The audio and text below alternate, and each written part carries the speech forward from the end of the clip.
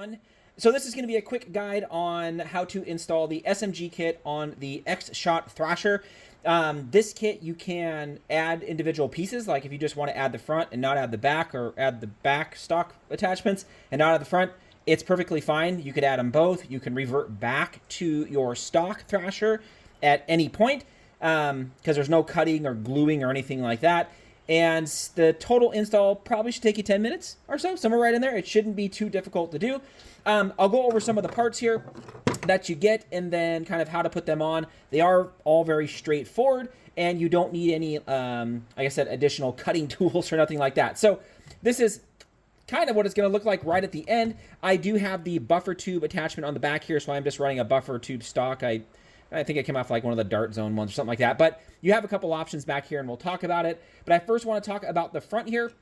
So your new front will look like this. You will have a battery door up front here. It is held in by magnets. And I'll tell you, on all my testing that I've done, it's very hard. I can't get this to come out unless I really kind of thrash it. But yeah, you should still have the same amount of battery room as you did before. Actually, a little bit more. You probably can fit in a different battery in there, but for now, it fits a stock one perfectly fine.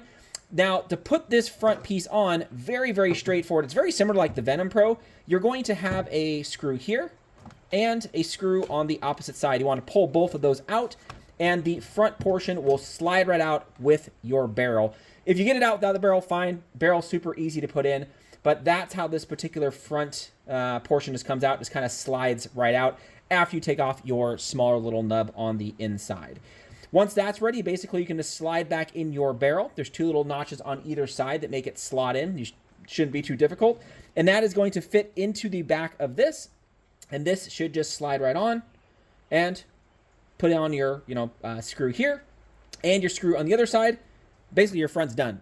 It's not, again, not too difficult to do. Or if you just want to run the stock, you can just put on the stock, or you can, not run the stock and run the front. Kind of up to you. Now, we are going to give you two different front grip options. We have our classic one here. This is the one that we used for quite a few of our blasters. So again, you can either use that one, or you can use the new one we designed. It goes right here. I like this one a little bit better because for me, it kind of, I hold my front of my blaster like that, and it kind of fits my hand pretty good, kind of like that. So you will get both of those. You can stick them on at any time. It will come with the hardware. I just kind of left it off to kind of show you. So put on the front, or you can kind of wait. The rear is pretty straightforward as well. You will have two clamps. You will have one clamp that kind of goes on the right-hand side and one that goes on the left. And it's pretty straightforward. They can only go on one way.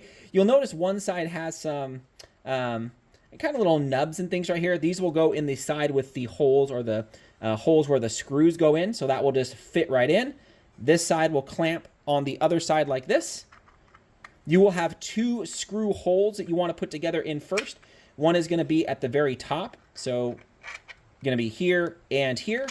Again, if we flip this around to this side, you guys will notice, again, it is right here and right here. So you guys want to put those in. And then, depending on which stock back you want to put on, you would just simply put on your end strike lug, your buffer tube, or the pick rail attachment, and you put it with the four holes here, here, here, and they'll line up with the four holes in the back. Or the end strike, same concept. You just put on whatever one you want to go for. From there, I mean, you're pretty much done. You don't have to open up the blaster. I only opened it up because I was trying to make some individual parts for it, but you don't need to. If you think you do, fine, you can, just so you can get an idea of how everything looks. But for the most part, you should be able to install this by just taking, again, out the two front screws. That's pretty much the main piece here. But this feels really good, again, like in the hands for me. I think, personally, I'd almost run it without the stock, and I would just run it like this, something like that. But still, very, very cool. It doesn't help with FPS or accuracy or anything like that. This is just, again, purely cosmetic. But the kit itself should be up on our Etsy probably by the time you guys are watching this, are very, very close. But yeah, this is pretty much the kit. Let me know what you guys think. Leave it down in the comments. Thanks again, Fox fans.